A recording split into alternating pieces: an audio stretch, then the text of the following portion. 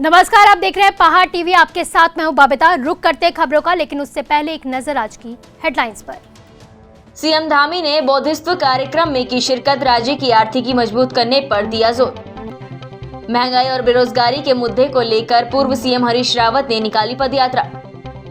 केजरीवाल की फ्री घोषणाओं ने बढ़ाई सियासी सरगर्मी, कांग्रेस और सपा ने जमकर साधा निशाना।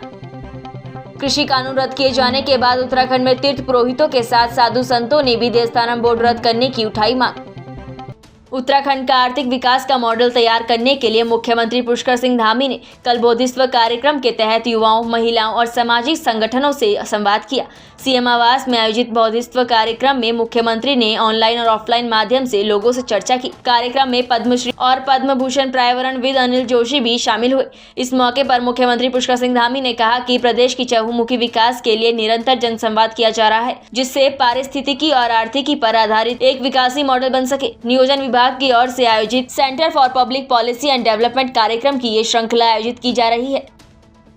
अपर मुख्य सचिव आनंद वर्धन ने कल सचिवालय सभागार में मुख्यमंत्री के द्वारा सिंचाई विभाग के लिए की गई राज्य और जनपद स्तरीय घोषणाओं के क्रियान्वयन के संबंध में समीक्षा बैठक की। उन्होंने मुख्यमंत्री घोषणाओं के धरातलीय क्रियान्वयन में सिंचाई विभाग को तेजी लाने और अधिकारियों को नवंबर महीने के अंत तक विभागीय घोषणाओं के शासनादेश करा लिए जाने के निर्देश दिए।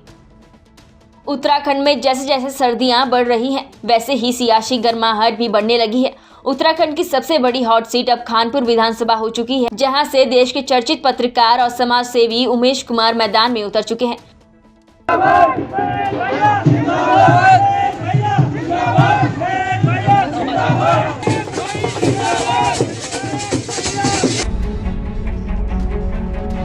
उत्तराखंड में जैसे जैसे सर्दियां बढ़ रही हैं, वैसे ही सियासी गर्माहट भी बढ़ने लगी है। उत्तराखंड की सबसे बड़ी हॉट सीट अब खानपुर विधानसभा हो चुकी है, जहां से देश के चर्चित पत्रकार और समाज सेवी उमेश कुमार मैदान में उतर चुके हैं। वर्तमान में इस सीट पर भाजपा के सबसे विवादित विधायक कुंवर प्रणव सिंह चैंपियन मौजूद हैं। आपको बता दें कि पत्रकार और समाज सेवी उमेश कुमार की माने तो वो उत्तराखंड को गाली देने वाले तथा कथित विधायक को प्रजातंत्र का मतलब सिखाने खानपुर आए हैं। उमेश कुमार ने बताया कि प्रजातंत्र में कोई राजा नहीं होता, असली राजा तो जनता होती है। किस राजा की बात कर रहे हो आप? कौन राजा? राजा ये पब्लिक होती है, इनसे ऊपर कोई राजा नहीं है।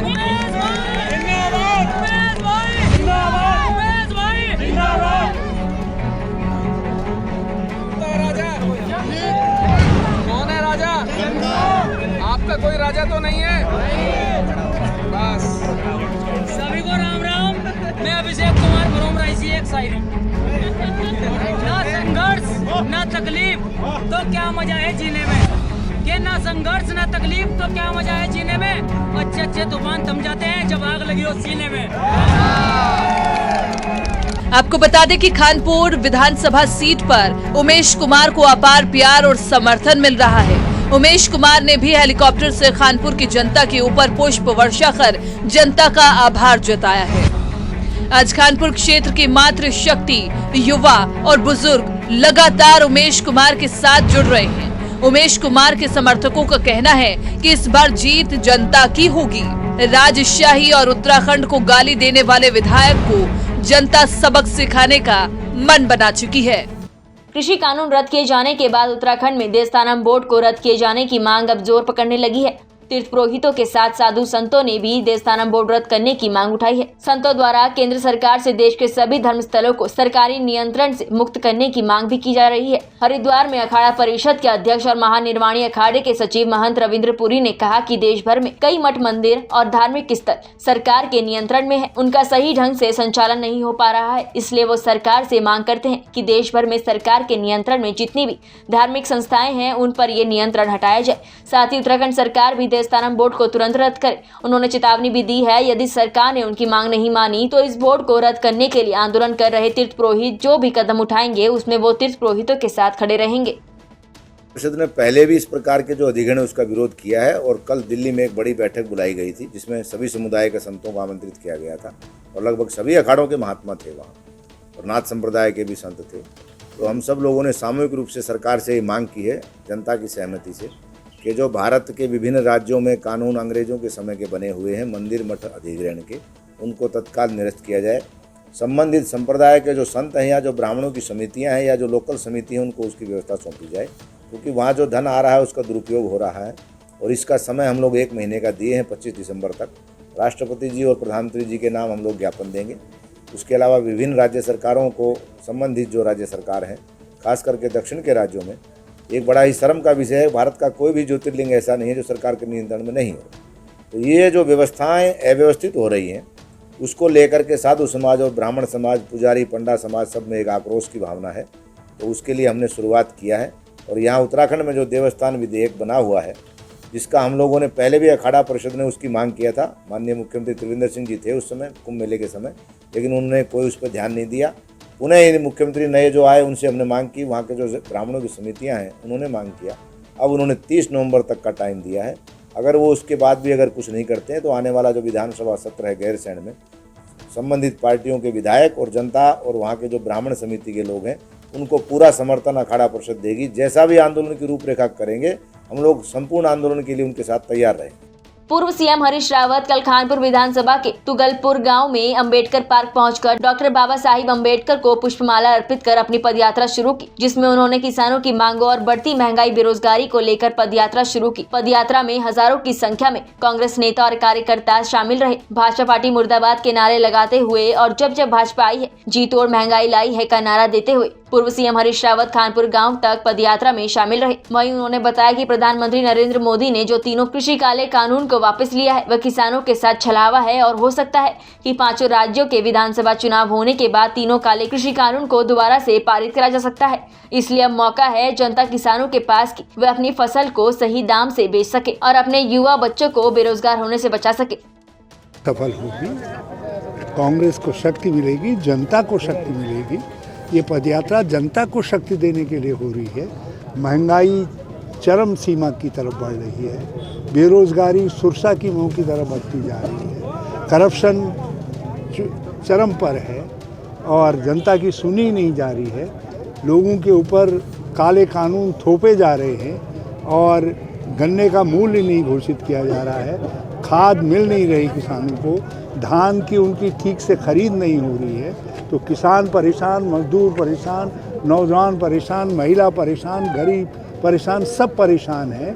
तो आखिर इस लड़ाई को लड़ना पड़ेगा। इसीलिए कांग्रेस, कानपुर की कांग्रेस सड़कों पर है और इस महंगाई के खिलाफ, बढ़ती हुई बेरोजगारी के खिलाफ आवाज़ बुलंद कर। किसान बिल दिल्ली के मुख्यमंत्री अरविंद केजरीवाल ने बीते रोज हरिद्वार में रोड शो करते हुए शक्ति प्रदर्शन किया। इस दौरान उन्होंने प्रदेश में आम आदमी पार्टी की सरकार बनने पर उत्तराखंड के लोगों को दिल्ली की तर्ज फ्री तीर्थ यात्रा कराने की घोषणा की। अरविंद केजरीवाल की इस घोषणा पर कांग्रेस प्रदेश अध्यक्ष गणेश गोदियाल ने प्रतिक्रिया दी है। गणेश गोदियाल ने मुख्यमंत्री अरविंद केजरीवाल पर निशाना साधते हुए कहा कि अरविंद केजरीवाल हरीश रावत के शासन में मेरे बुजुर्ग मेरे तीर्थ चलाई गई योजना की नकल कर रहे हैं। उन्होंने कहा जब हरीश रावत मुख्यमंत्री थे तब उन्होंने मेरे बुजुर्ग मेरे तीर्थ योजना की शुरुआत की थी, लेकिन दुर्भाग्य से भाजपा सरकार ने इस योजना को बंद कर दिया। अब अरविंद केजरीवाल इस योजना का दूसरा रूप देकर प्रयाग, रामेश्वरम, बद्रीनाथ की यात्रा कराने की बात कर रहे हैं। गणेश गोडियाल ने कहा केजरीवाल पहले दिल्ली के लोगों की यात्रा पूरी कर दे, यहाँ की उसके बाद सोचे। वहीं समाजवादी पार्टी के प्रदेश अध्यक्ष डॉक्टर सत्यनारायण सचान ने भी इस मामले को लेकर केजरीवाल पर हमला किया है। उन्होंने कहा समाजवादी पार्टी बड़ी पार्टी है, इस पार्टी ने 22 करोड़ की जनसंख्या वाले सूबे में कई बार सत्ता संभाली, जबकि केजरीवाल एक छोटी म्यूनिसिपैलिटी के मुख्यमंत्री हैं। ऐसे में उनकी बात पर कमेंट करना अपने आप को निचले स्तर पर लाना है। इसलिए समाजवादी पार्टी के लिए केजरीवाल इनरिलीवेंट है।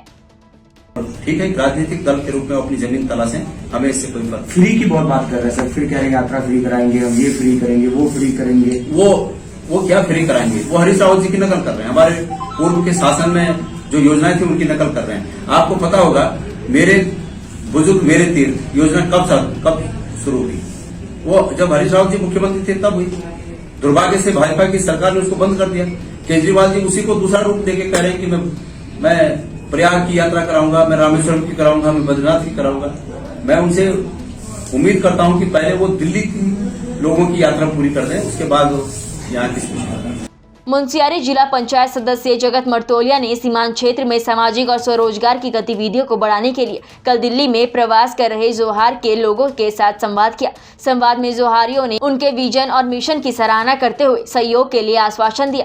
दिल्ली के द्वारका स्थित पार्क में हुई संवाद बैठक में जोहार मूल के लोगों ने मर्तोलिया का स्वागत किया। गोविंद सिंह जोशाल ने अंग वस्त्र उड़ाकर मर्तोलिया का अभिनंदन किया। दिगड़ी समूह की ओर से भूपेंद्र सिंह पांगती ने प्रतीक चिन्ह भेंट किया। दिल्ली में प्रवास कर रहे जोहारी परिवारों से मर्तोलिया ने कहा कि सीमांत में सामाजिक क्षेत्र के विकास और रोजगार के लिए 5 साल की एक मुहिम को लेकर संवाद करने के लिए देश की राजधानी से इस मुहिम को शुरू कर रहे हैं।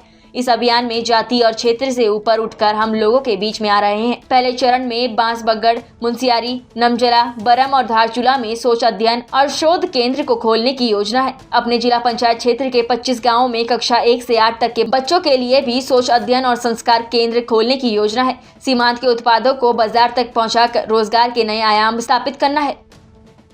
थराली नगर क्षेत्र के बेटा वार्ड के ग्रामीणों का भेटा मोटर मार्ग निर्माण को लेकर चल रहा क्रमिक अनशन उप जिलाधिकारी थराली सुधीर कुमार, तहसीलदार रवि शाह और लोक निर्माण विभाग थराली के अधिशासी अभियंता अजय काला की मौजूदगी में आपसी सहमति के बाद स्थगित कर दिया गया है। उप जिलाधिकारी थराली सुधीर कुमार ने आंदोलनकारियों को जूस पिलाकर अनशन स्थगित करवाया। आपको बता दें कि 1 नवंबर से चल रहे धरना प्रदर्शन ने 17 नवंबर को क्रमिक अनशन का रूप ले लिया था। लगभग 22 दिन चले लंबे धरना प्रदर्शन के बाद ग्रामीणों और प्रशासन के बीच चौंडा मोटर मार्ग पर खोलियो गधेरे से सिनाई तल्ली होते हुए भेटा की सीमा तक सड़क मार्ग से जोड़ने और इस पर 1 सप्ताह के भीतर लोक निर्माण विभाग द्वारा सर्वे कार्य पूरा कराए जाने के आश्वासन पर ग्रामीणों ने अपना अनशन समाप्त कर दिया है। हालांकि ग्रामीणों ने भेटा सड़क मार्ग को लेकर तय समय तक मोटर मार्ग का निर्माण शुरू न कराए जाने की सूरत में चुनाव बहिष्कार की मांग पर कायम रहने की भी बात कही है।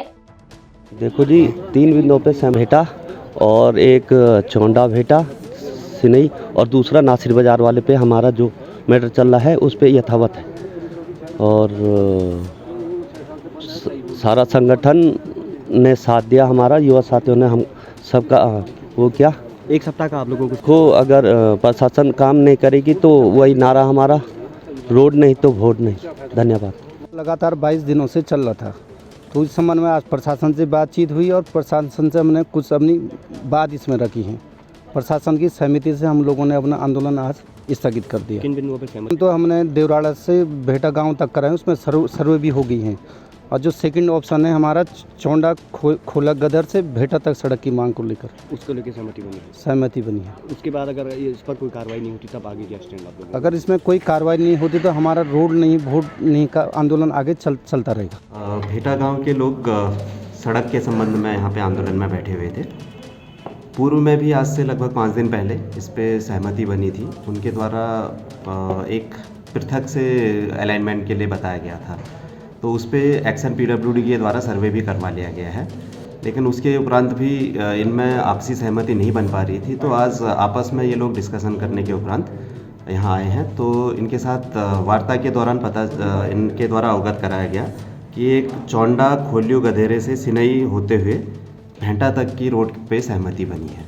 और इस पे एक्शन PWD के द्वारा बताया गया है कि वो इस वीकेंड तक सर्वे करवा लेंगे और सर्वे करवाने के उपरांत जिन जिन लोगों के उसमें खेत आ रहे हैं उनकी सूची उन्हें दे दी जाएगी और ग्रामीणों के द्वारा फिर NOC उनसे प्राप्त की जाएगी। जब ग्रामीण NOC एक्शन PWD को दे देंगे उसके उपरांत 15 दिन के भीतर इसका जियोलॉजिस्ट का सर्वे करवा लिया जाएगा। सरोवर नगरी नैनीताल में कृष्णापुर वार्ड के लोगों ने सड़क निर्माण को लेकर नगर पालिका परिषद के सभासद कैलाश रौतेला और पूर्व सभासद DN भट्ट के नेतृत्व में जुलूस निकालकर प्रशासन के खिलाफ प्रदर्शन किया। बता दें कि सन 2018 में बलिया नाला क्षेत्र में हुए बड़े भूस्खलन के चलते मार्ग टूट गया था, जिससे आम जनमानस को आवाजाही करने में परेशानी का सामना करना पड़ रहा है। सभासद रौतेला ने प्रशासन को 1 हफ्ते का समय दिया है। अगर 1 हफ्ते के अंदर प्रशासन ने कोई वैकल्पिक व्यवस्था नहीं की तो इसके गंभीर परिणाम भुगतने पड़ेंगे। इस दौरान जुलूस में नो रोड नो वोट के नारे और पोस्टर लेकर चल रहे थे। से हमारे पास एक मात्र रास्ता जो था रेवरी मार्ग कहते हैं उसे, बलिया नाले के कारण वो टूट चुका है। 4 वर्षों से हमारे पास चलने लायक कोई मार्ग नहीं है जिसमें हम सुरक्षित आ जा सकें। और वर्तमान में जो रास्ता है वो भी ना के बराबर है, क्योंकि पिछले जो वर्षा आई थी उसमें वो भी टूट चुका है और जनमानस की बड़ी पीड़ा है। और ये भी मैं कहूँगा कि शायद हमारी ही कोई कमजोरी थी या हमारी एकता में कोई कमजोरी प्रशासन को दिखी कि उन्होंने आज तक हमारे लिए कोई मार्ग नहीं बना पाई। इसलिए आज प्रशासन को चेताने के लिए और ये बताने के लिए कि हमारा ये प्रारंभ है, ये हमारा अंत नहीं है, ये हमारा प्रारंभ है। अगर हमारी मांगों को जल्द से जल्द जिला प्रशासन अगर नहीं सुनता है और हमें मार्ग रोड नहीं देता है तो ये जुलूस बढ़ेगा। आज 200 है तो कल 2000 भी हो सकते हैं। इसलिए जिला प्रशासन को सीधे सीधे चेताया जा रहा है जनता के द्वारा, हमें कानून हाथ में लेने की मजबूरी ना हो, ऐसी कृपा करे। जनता अपना जीवन सुखी जीना चाहती है, उसे रोड में उतरने के लिए मजबूर बार बार ना करे। आप अपना कार्य करें, जनता को अपना कार्य करने दें, परंतु उन्हें सुख सुविधाएं दें। आप उन्हें क्या कहते हैं, टैक्स लेते हैं, हर चीज़ से उन्हें मोनिफलाइज करते हैं और कहते हैं कि आप शहरी क्षेत्र में रह रहे हैं। परंतु बड़ी विडम्बना है मेरे क्षेत्र के लिए कि आज मेरे पत्रकार बंधु भी जब मेरे क्षेत्र के बारे में लिखते हैं तो ग्रामीण क्षेत्र लिखते हैं कृष्णापुर को। ये मेरे क्षेत्र की विडम्बना है कि मेरे क्षेत्र के लिए कोई बोलने वाला आज तक नहीं आया, कोई जनता को एक करने वाला नहीं आया। आज हमने सारे कृष्णापुर वासियों ने एक होकर ये विश्वास और जताया है कि जब तक रोड नहीं आएगी, चाहे वो कोई भी पार्टी का हो, किसी भी सत्ताधारी हो, वो एक साथ रहेगा। और जब तक रोड नहीं आएगी हम ऐसे ही ऐलान करते रहेंगे। और हमने जैसे कि अपने पत्र में लिखा है, अगर 1 हफ्ते के अंदर जिला प्रशासन हमें इस बारे में सूचना नहीं देता कि हमें संबंधित जगह से रोड दी जा रही है, उसकी तैयारी करी जा रही है, उसके बाद उसके अन्यथा 1 हफ्ते बाद हम खुद कुलाड़ गैटी बेलचा लेकर खुद रोड खोदने चले जाएंगे। जिसके बाद अगर प्रशासन हमारे ऊपर कोई कानूनी कार्रवाई करेगा तो याद रखिए, हर बच्चा कृष्णापुर का घर से निकलकर जेल भरे आंदोलन शुरू करेगा। ये कृष्णापुर का है। आवाज दो। जहां कालाडूंगी विधानसभा के कोटाबाग ब्लॉक अंतर्गत आए दिन किसानों को हाथियों के फसल के नुकसान भुगतना पड़ता है, वहीं पहले भी कई लोगों की हाथियों के हमले से जान जा चुकी है। वहीं बन्नाखेड़ा रेंज के कमोला धमोला में हाथी के आतंक से दहशत के साए में ग्रामवासी जीने को मजबूर है। वहीं बीते शनिवार को हाथी कमोला आबादी क्षेत्र में घुस गया। वहीं स्थानीय ग्रामीणों ने शंख और घंटियां बजाकर हाथी को भगाने का प्रयास किया, मगर हाथी नहीं भागा। वहीं ग्रामीणों ने बन्नाखेड़ा रेंज के रेंजर मर्तोलिया से हाथी के आतंक से निजात दिलाने और ग्राम सभा में रात्रि गश्त बढ़ाने की गुहार लगाई। वहीं बन्नाखेड़ा रेंजर ने कहा कि कमोला ग्राम सभा में वन कर्मियों की रात्रि गश्त बढ़ा दी जाएगी। पहाड़ टीवी में फिलहाल के लिए बस इतना ही। उत्तराखंड की बड़ी और तमाम खबरों के लिए आप देखते रहिए पहाड़ टीवी। नमस्कार। है बेखौफ उम्मीद का रंग,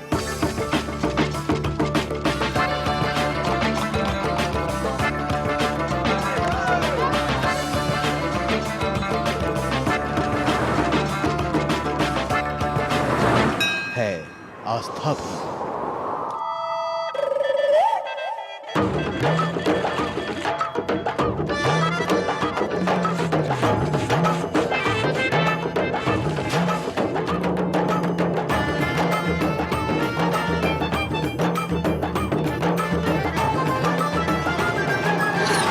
ये है मेरा उत्तराखंड।